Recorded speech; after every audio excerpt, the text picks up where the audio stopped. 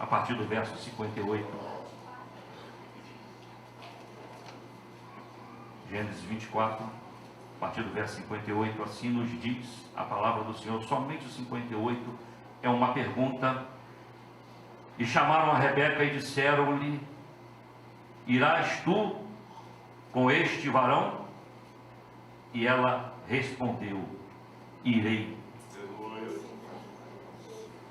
Glorificado seja o nome do Senhor por esta palavra. Graças a Deus. Meus irmãos, a igreja pode estar sentada. É muito importante quando nós já fomos agraciados com a palavra do Senhor, com os salmos, que foi simplesmente extraordinário, sobre modo excelente, tocou profundamente o meu coração. Depois a irmã Lucimar vem e me traz aqui um outro texto, falando de João, a mulher samaritana, e nós vamos falar também de água, nós vamos falar de poço, e nós vamos falar principalmente de um chamado, Rebeca. Rebeca, ela é tida como uma figura de linguagem, como o tipo da igreja. E aqui tem alguns personagens, como Abraão, como Isaac, como Eliezer. E quando nós, e como Rebeca, quando nós olhamos a situação e a posição de cada um deles, nós podemos observar que fala nesse capítulo único de Gênesis 24, a figura do Pai, a figura de um Filho e a figura de um Espírito Santo e de uma igreja que vai ser arrebatada. E antes de eu dar início a esta mensagem, eu quero contar uma experiência que eu vivi com ela. Uma das noites, eu acordei com um sonho, e o sonho eu só ouvia isto: este não é o lugar de Rebeca. Rebeca tem que partir. Rebeca tem que ir embora. E eu acordei assustado com isso. E eu fui procurar o que Rebeca, acordei assustado na madrugada, e era o texto. Voltei a dormir. Tornei a sonhar pela segunda vez. E aí a pergunta já era a pergunta: vais tu com esse varão? Eu irei. Segunda vez. Tornei a dormir. A terceira vez, Senhor, eu vou ficar acordado. Eu não sei o que está acontecendo, mas o negócio aqui é Rebeca. Entendeu? Então, meus irmãos, é muito importante nós sabermos uma coisa: de onde nós viemos. De onde nós viemos? Aonde nós estamos? E para onde nós pretendemos ir? A qualquer momento vai soar a trombeta. Todos nós sabemos disso. Todos nós sabemos que Jesus vai voltar para levar a sua igreja. Nós não estamos enganados disso. Amém? Amém. Todos sabem disso? Amém. Acredito eu que todos sabem disso. E a pergunta é: o que nós estamos fazendo para sermos achados dignos de ouvir: vinde benditos de meu Pai? É uma pergunta, porque esta mesma pergunta foi feita a Rebeca: vais tu com este varão? Há uma pergunta. Por que que nós, por que que eu, por que que você olhamos e buscamos a palavra de Deus? Em João capítulo 5, no versículo 39, ele fala que o motivo é esse aqui, ó. 5, João 5, 39. Ele fala que o motivo é esse aqui, ó: examinai das Escrituras, porque vós cuidais ter nela a vida eterna, e são elas que testificam de mim. Esse é o motivo que eu e você buscamos as Escrituras, porque nós cremos que há uma promessa. Se assim não fôssemos, o que estaríamos fazendo sentado no banco de uma igreja? Porque nós cremos fielmente que esse dia e essa hora ela vai acontecer. Eu recebi ontem uma ligação, na verdade foi um zap, um áudio, e falou: irmão, estou ouvindo, eu não sei se alguns irmãos ouviram, estou ouvindo isso na Record agora, que há um projeto para implantar o chip já a partir do ano que vem. Estão vendo como é que a coisa está andando? Então Jesus vai voltar ou não vai voltar? Ele vai voltar.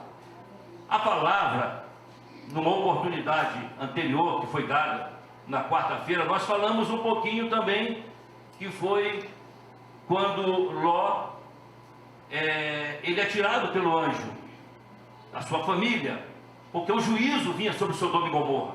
Havia um juízo. Há um juízo também sobre essa terra, para mim e para você. Não para mim e para você, para aqueles que aceitaram a Cristo. Nós iremos ser tirados desse lugar. Mas há um juízo decretado.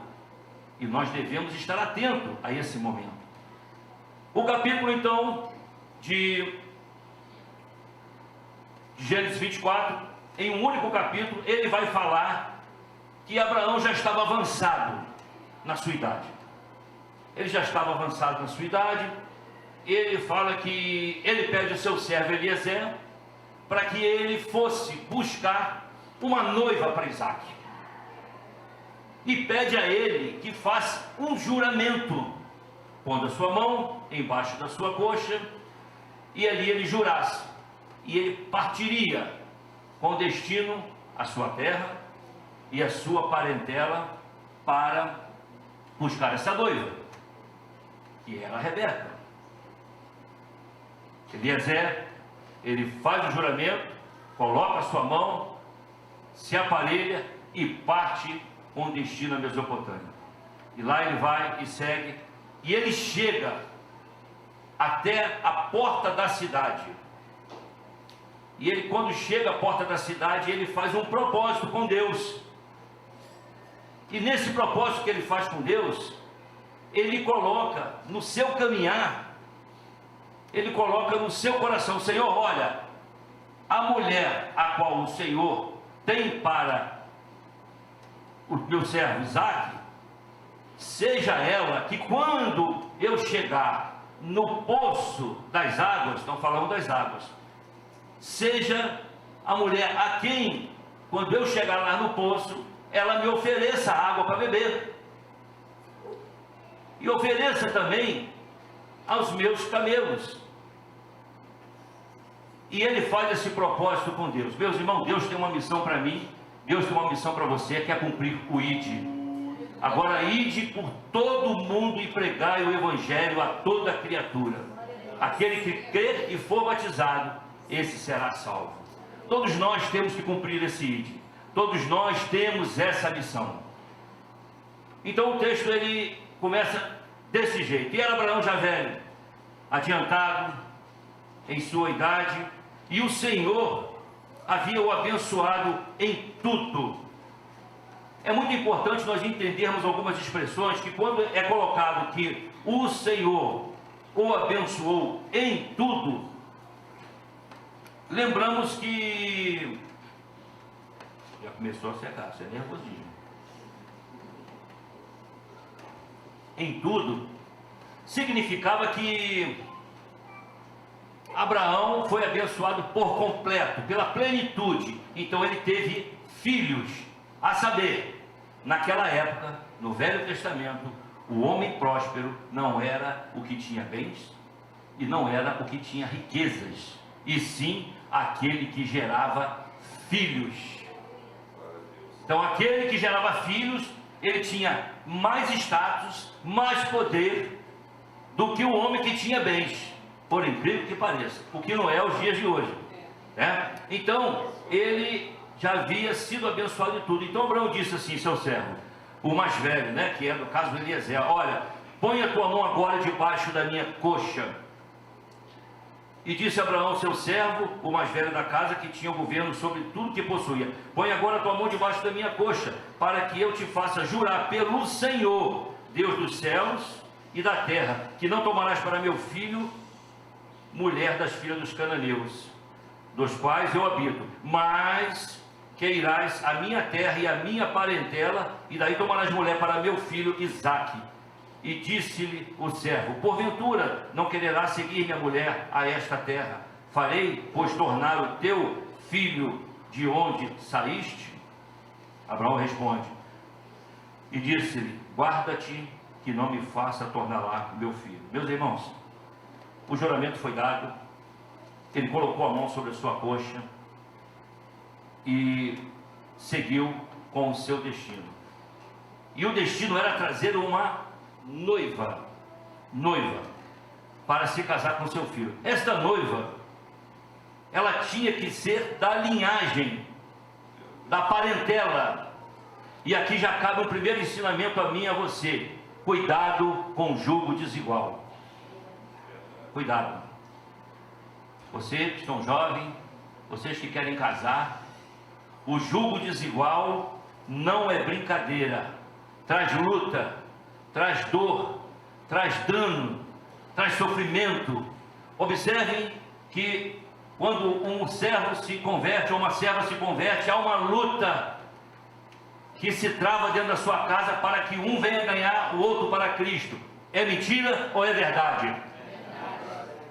Mas se você hoje é um cristão e é um jovem ou é uma jovem e tendenciou o teu coração a um casamento, cuidado. Faça isso debaixo da direção do Senhor. Faça isso com entendimento. Coloque diante do Senhor, como Eliezer fez. Ele tinha uma responsabilidade, que era trazer uma noiva, e ele não tinha direito de errar. Ele falou, Senhor, eu não posso errar. Coloca-me, Senhor. Então ele faz um segredo com o Senhor, ele faz um voto com Deus. Voto este que o pastor cansa de falar para mim e para vocês aqui no culto, que é: provai se o Espírito vem de Deus ou não, em silêncio. Porque Satanás, ele é astuto, ele sabe como trabalhar para ludibriar. Então, em silêncio, coloque diante de Deus a questão. E se porventura ela vier do Senhor, certamente a resposta virá. E então ele deu o início, né? E o Senhor Deus falou que, no capítulo 7, e o Senhor Deus dos céus, que me tomou da casa de meu pai, da terra da minha parentela, que me falou, que me jurou dizendo, a tua semente darei a esta terra, e enviará o seu anjo diante da tua face, para que tome mulher de lá para meu filho. Se a mulher, porém, não quiser, falamos sobre isso, serás livre desse juramento. Meus irmãos, se a mulher não quiser, estarás livre deste juramento. Nós sabemos que a mulher, ela tem um sentido figurado da igreja. Nós temos 2 tipos de igreja na face da terra. Nós não temos mais do que 2, só 2. A igreja fiel e a igreja infiel. Somente esses 2. Uma pergunta vai ser feita a essa igreja. Certamente será feita as 2. Mas a infiel já está posicionada, ela já está no seu papel, que é não aceitar. E ela nem pode aceitar, porque as coisas que ela faz, que ela comete neste mundo, que não glorificam o nome do Senhor Jesus, já está dizendo qual é a posição que ela está. Ela quer o reino da terra. Então, o Espírito Santo, que é a figura de Eliezer, ele está pairando, ele passeou no meio da igreja, ele passeou no meio da igreja hoje, com os louvores. Certamente Deus falou grandemente conosco nos louvores. Quem não sentiu a presença de Deus no momento do louvor aqui? Nós temos sentido essa presença, nós temos visto a glória de Deus nesse lugar. E ele parte com seus camelos, com a sua comitiva, e ele chega na porta da cidade, e ele faz ajoelhar os camelos fora da cidade, junto ao poço das águas, ao tempo em que as moças saem a tirar água. Ao tempo que as moças saem para tirar água, era a parte da tarde. Eu observando isso em Gênesis capítulo 19, fala de quando os anjos aparecem para Ló, também é à tarde. E eu comecei a olhar algumas coincidências de Gênesis 24, comecei a falar, gente, como é que Gênesis 24 falando completamente da volta do Senhor Jesus, com sentido figurado, entre Pai, entre Filho, Espírito Santo, Igreja. Está em Gênesis 24, da mesma forma que está também Mateus 24, que fala da volta do Senhor Jesus. Como pode? Tudo está tão ligado, nada é solto, nada é solto. Deus, Ele está em tudo e em todos os lugares, cumprindo a sua determinação. Então Ele faz se ajoelhar os camelos fora da cidade. E aí é o propósito que Ele faz. No capítulo 12, no versículo 12, Ele diz assim: ó Senhor, Deus de meu Senhor Abraão, dá-me hoje o bom encontro e faze-me benevolência ao meu Senhor Abraão. Eis que eu estou ao pé, junto à fonte das águas, a fonte da água, é uma fonte só, a fonte da água, e as filhas, são várias, né? São várias igrejas, 2 varões desta cidade saem para tirar água. E aí é o propósito que ele faz: seja, pois, que a donzela a quem eu disser, abaixe agora o teu cântaro para que eu beba, e ela disser, bebe, e também darei de beber aos teus camelos, esta seja a quem designaste a teu servo Isaque, que eu conheça nisso, que fizeste benevolência com o meu Senhor. Olha aí o propósito. Ele assentou no seu coração um propósito. Ele assentou, isso está no capítulo, nos versículos 13 e o 14. Ele assentou então no seu coração um propósito, em silêncio, guardado, e ele esperava no Senhor a resposta. Às vezes, nos faz necessário fazer exatamente o que Eliezer fez. Faz o propósito e aguarde. Certamente, quantos propósitos nós fizemos no decorrer desse ano, e que às vezes estamos achando que está demorando, que não é chegada a hora, que não vai chegar, que não vai acontecer. Meus irmãos, se faz necessário aguardar a bênção. Deus não é Deus para que Ele minta.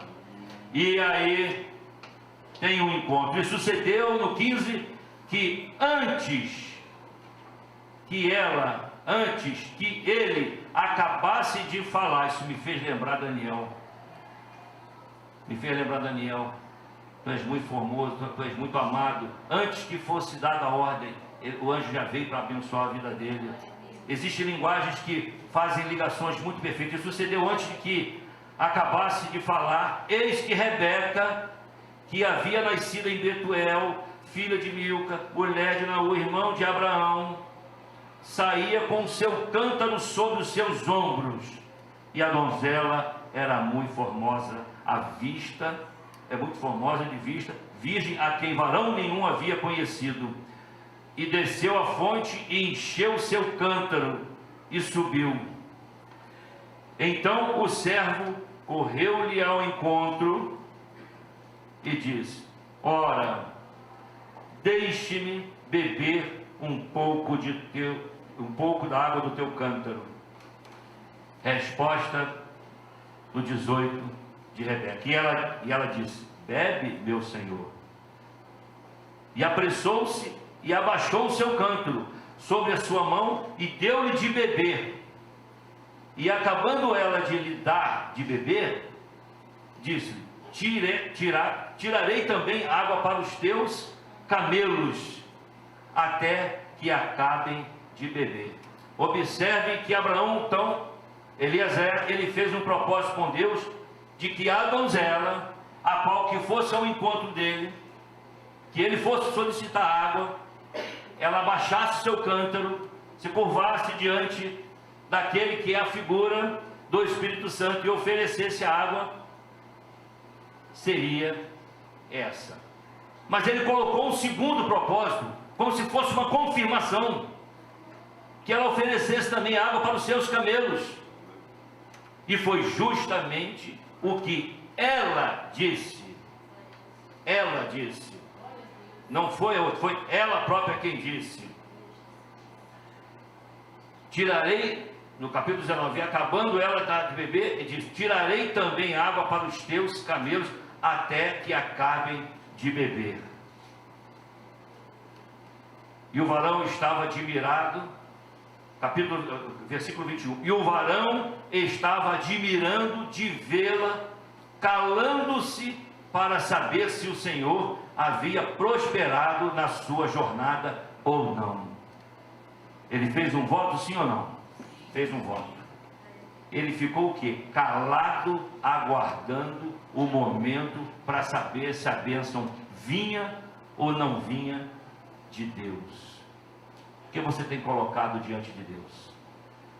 O que você está aguardando como resposta da parte de Deus? O que você está aguardando que Deus responda a você, que Deus responda a mim? Pode ser uma porta de emprego, pode ser um estudo que você tem vontade de fazer, pode ser um noivado, pode ser um casamento, pode ser tantas coisas, mas se faz necessário que você e eu fiquemos calados, observando somente este momento. E disse, e ele, quando vê que o projeto se cumpre, ele faz também uma pergunta para ela: de quem és filha? E ela fala de quem ela é filha. Faz-me saber, peço-te, que em casa de teu pai se dará lugar para pousarmos. Ela pergunta de quem ele é filho, pergunta se tem lugar, e disse-lhe mais: temos também muito pasto e lugar para passar a noite. Me chama a atenção esse momento do versículo 25. Ele pergunta a ela de quem ela é filha, pergunta se tem pasto, se tem local na casa para que ela possa pousar naquela noite. Ela diz que sim, temos muito pasto. Se nós estamos falando de Rebeca, que é a figura da igreja, nós estamos falando de uma igreja que tem alimentos. Nós estamos falando de uma igreja que você entra e sai satisfeito, e que você sai saciado, e que você não sai dali com dúvida de que o Espírito Santo de Deus pousa naquele lugar. Nós estamos falando disso. E o que me chama a atenção é que ele fala do lugar para passar a noite. A noite. Quando nós olhamos o livro de Cantares de Salomão, no capítulo 3, a partir do primeiro verso, e quando tivemos na casa da irmã Carla, nós até num breve momento meditamos em cima dessa palavra. Capítulo 3, a partir do primeiro verso, o livro de Cantares de Salomão, ele fala assim: de noite busquei em minha cama aquele a quem ama minha alma, eu busquei e não achei. Então a noite aqui também representada, está falando do momento profético em que nós vivemos. Dessas trevas, noite, não há luz incandescente, mas a luz espiritual. Quando você olha para a igreja, para as igrejas num contexto geral, nós realmente nos assustamos. Nós não temos mais o que ver. Eu, antes de vir para cá, eu passei numa rua onde eu moro, que é o estado de Tingiba, onde Jacarepaguá. Eu vi um grupo, eu cheguei a fotografar, eu vi um grupo perfilado do lado de fora da igreja e uma pessoa vestida de jacaré, convidando as pessoas para entrar dentro da igreja. Mas, gente, parece brincadeira, mas é uma verdade. Quem quiser ver a foto, eu tenho. Então, é justamente o de noite. De noite, busquei em minha cama, mas a cama ela fala do quê? Do comodismo, da alma que nós temos, deitado, da tranquilidade. Ele falou que buscou. O livro fala que ele buscou a Cristo, mas ele falou que não achou. E o texto da continuidade é interessante, que ele fala assim: levantar-me-ei, pois e rodearei as cidades, pelas ruas, pelas praças, buscando aquele a quem ama minha alma, eu busquei também e também não achei. Quando nós olhamos para a rua, quando nós olhamos para praças, nós vamos falar de segmentos de caminhos. Jesus, Ele é o caminho, Ele é a verdade e Ele é a vida. Ele não é segmento de caminho. E creio, meus irmãos, no segmento de caminho nós não vamos achar a Cristo. Lembre, a pergunta vai ser feita: vais tu com este varão? Ela responde: eu irei. E a outra pergunta que eu faço para a igreja: nós estamos inseridos ou preparados para ir junto? Quando Rebeca disser sim, eu irei.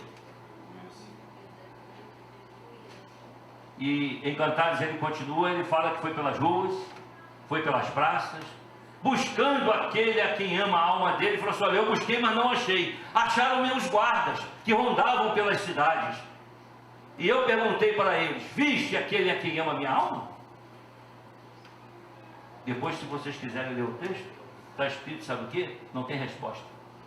Os guardas é a figura do que nós vemos de evangelho aí fora.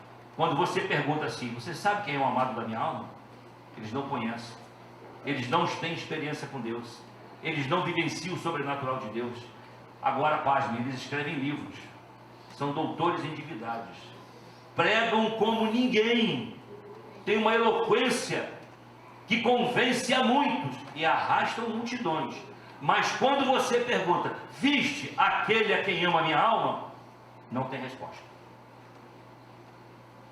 E o texto continua, e ele fala assim: apartando-me eu um pouco deles, logo achei aquele a quem ama a minha alma. Está vendo? Aparta-te desta gente.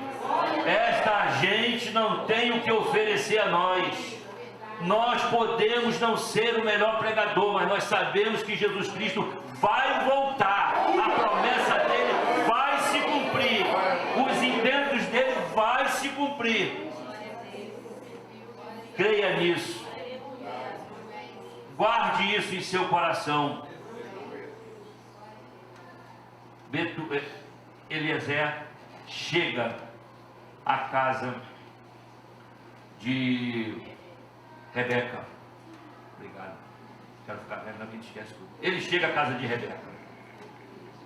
E ao chegar na casa de Rebeca, ele quer fazer esta pergunta de imediato.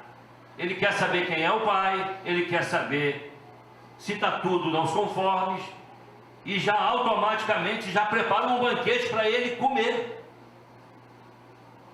para que ele venha se deliciar. Meus irmãos, Deus fez um juramento, depois que ele sobe, de que ele não comeria. Existem detalhes que são ricos na palavra, até que ele voltasse. E ele está guardando, está em Mateus 26. Mas só para os irmãos saberem a referência. Então a promessa é isso. Ele chega e ele fala: não, eu não comerei. Botam tudo, já querem festejar. Ele fala assim: de maneira nenhuma, eu quero contar tudo como foi que aconteceu. Eu não vou dessa forma, eu não faço. E ele chega e começa a explanar.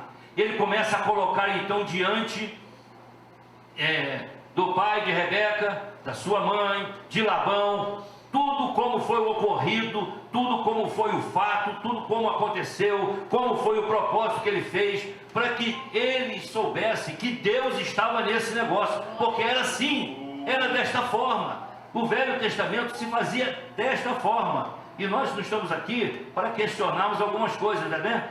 Até o porquê que era o filho não casava com o outro, ou com o irmão, ou com o primo. A lei era assim. Então ele determinou e contou tudo como foi que aconteceu. E eu queria fazer menção a um detalhe que eu passei aqui direto. Foi quando ele chega no poço e ele dá, e Rebeca dá a água para ele. Ele dá água, está no versículo 17. Irmão, se faz necessário muitas das vezes a gente olhar os detalhes. Se faz necessário olhar os detalhes. Ele fala assim: é importante entender que um camelinho, ele bebe 120 litros de água. Vai gostar de água assim lá em casa? Não. 120 litros de água. Nós temos 10 camelos. Estamos falando o quê? 1.200 litros de água. Olha aí. Um cântaro, ele tinha em média de 12 a 20 litros. Não consigo acreditar que 20 litros num cântaro para uma jovem carregar é muito peso. A gente tira por um galão de água desse que é pesado. E o cântaro é de barro, ele molhado certamente ele pesaria muito. Então a gente vê quantas vezes Rebeca foi ao poço, pegar água, voltava e derramava na pia para o cabelo. Voltava, ajoelhava. Ninguém pega água de pé, né? Tem que ajoelhar, né? O propósito que você fez, você tem feito isso? Você tem se colocado de joelho diante do Senhor? Você tem pago um preço?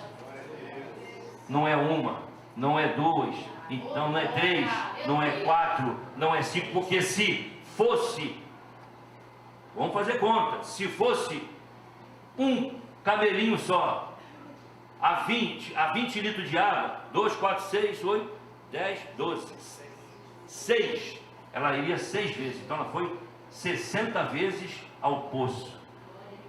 Quantas vezes você foi ao poço diante de Deus? Para buscar a questão que você tem colocado diante de Deus.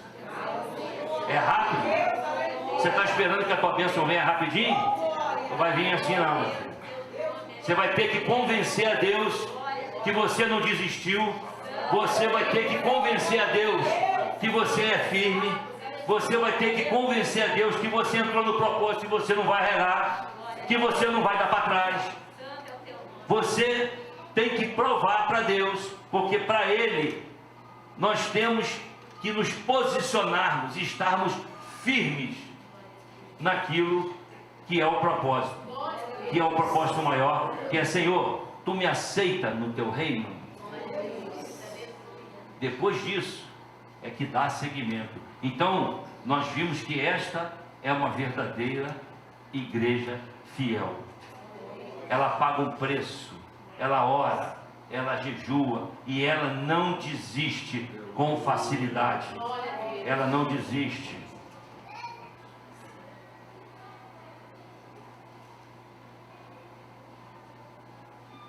Glória a Deus. Eu me vi aqui.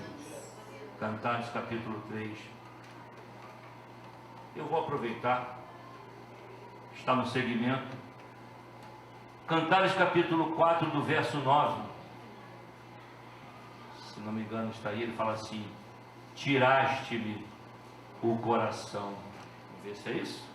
4:9 ou 4:10? Tiraste meu coração. Ele fala assim: minha irmã, minha esposa, tu tiraste meu coração como um dos teus olhos, como uma só pérola. É 10, né? 9?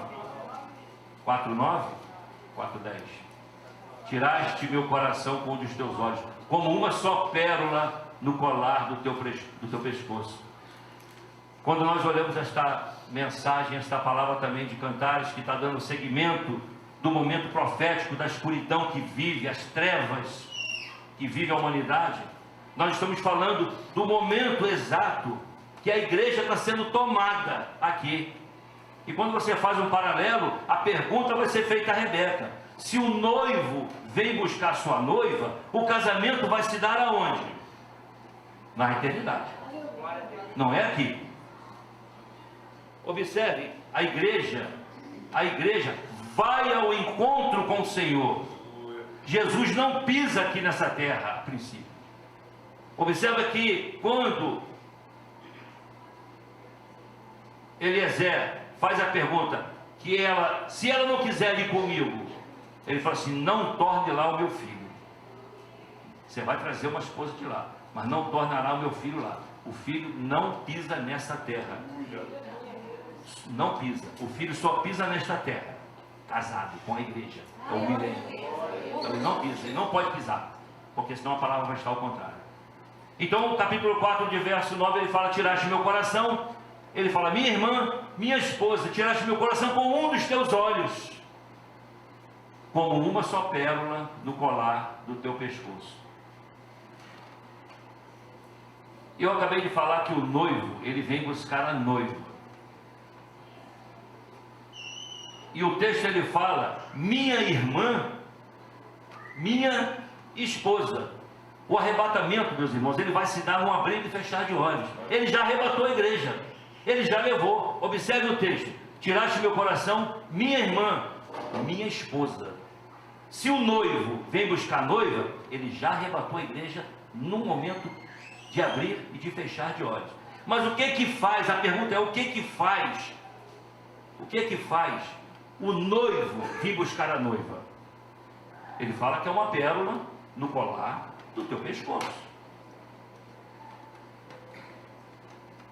E aí, aqueles que lidam com o mar um pouquinho, vai se perguntar como é que uma pérola fica pronta. Uma pérola fica pronta à custa de um grande sacrifício. É um irritante que cai no organismo da ostra, e aquele irritante começa a incomodar. É com luta, é com sofrimento. Esse irritante é a minha figura e a tua, que cai dentro do corpo da igreja, cheio de pontas, cheio de arestas, cheio de casos para ser ajustado, até o dia em que esta pérola fica pronta e ela para no nosso pescoço. Aí você vai ouvir um parente seu, ou um amigo seu, ou uma colega de trabalho sua falar o seguinte: Daniele, você está diferente. Eu não sei o que é, eu olho para você, mas eu estou vendo algo diferente em você. Certamente a pérola já parou no teu pescoço, e para no do irmão, e para na da irmã, e vai para o outro irmão, e vai até que se complete o número de conservos e salvos que tem pelo Senhor. E aí ele fala: tiraste meu coração. É como se ele desse o brado: basta, chegou o momento. Tiraste meu coração com um dos teus olhos. Por que ele fala com um dos teus olhos? Cristo, quando olha da sua grande eternidade, ele só quer ver uma coisa refletida aqui nessa terra, na menina nos olhos dele. Já se olhou no olhar de uma outra pessoa e observa se você não se vê pequenininho dentro dos olhos da outra pessoa? Cristo, quando olha da eternidade, ele só quer ver a igreja fiel dele refletida nos seus olhos. E aí ele dá aquele brado, como Eliezer também faz a pergunta a Rebeca: irás tu com este varão? E lá da eternidade, Cristo olha e fala: basta, tiraste meu coração. É como se fala assim: chegou o momento, tiraste meu coração. Minha irmã, não tratamos como irmãos aqui um ao outro? Aleluia. Minha esposa, já arrebatou a igreja.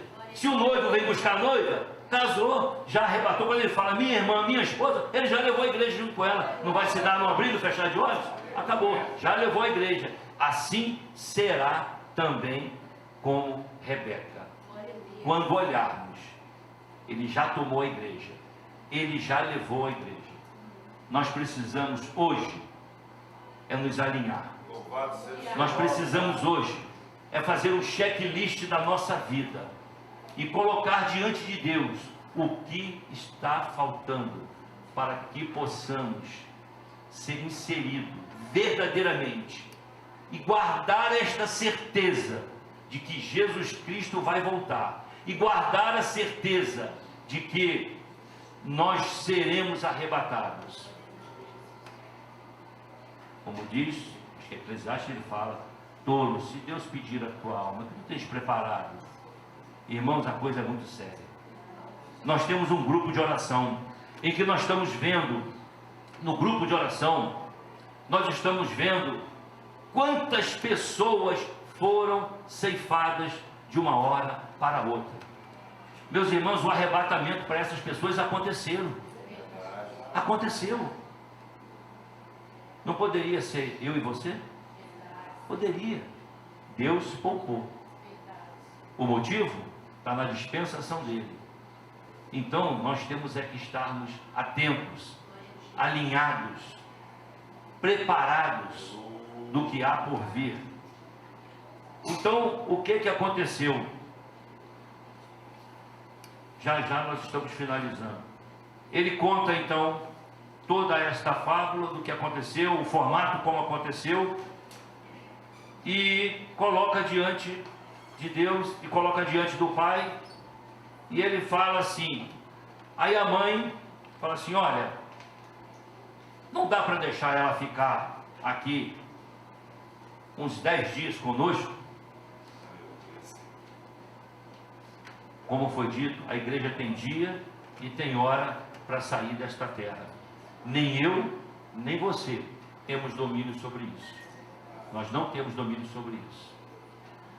E o Espírito, que a gente crê pelo Espírito Santo, que estava conduzindo Eliezer, ele fala assim: olha, não me detenhas, porque eu preciso voltar para o meu Senhor. Quem é que lembra da passagem de Jacó quando vai para o Val de Jaboque? E ele começa a lutar com o anjo, e luta, e coloca as suas questões, e coloca as suas petições, e começa a colocar tudo aquilo que tem lhe afligido. A morte estava decretada para ele do outro lado do rio, e ele coloca as suas petições, e ele briga com o próprio Senhor, porque ele pergunta quem é ele, qual o teu nome? Não vês que sou maravilhoso? Quem é o maravilhoso? Quem é o Deus forte? O conselheiro, o príncipe da paz, o Pai da eternidade.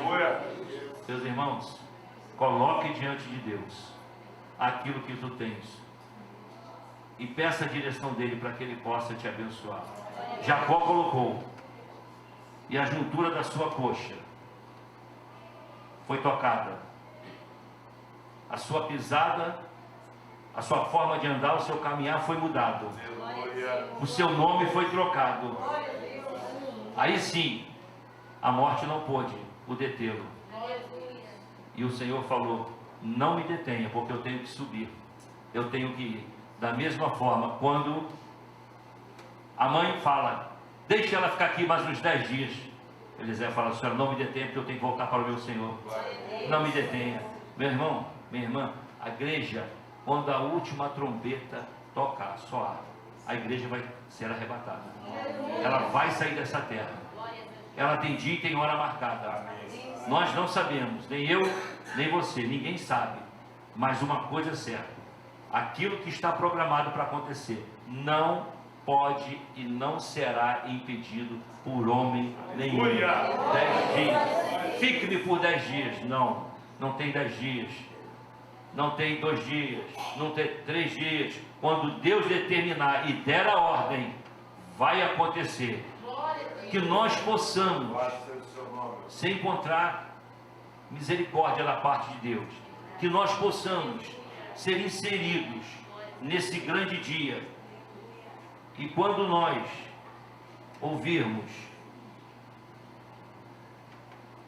aí me chamam Rebeca para fazer a grande pergunta para ela.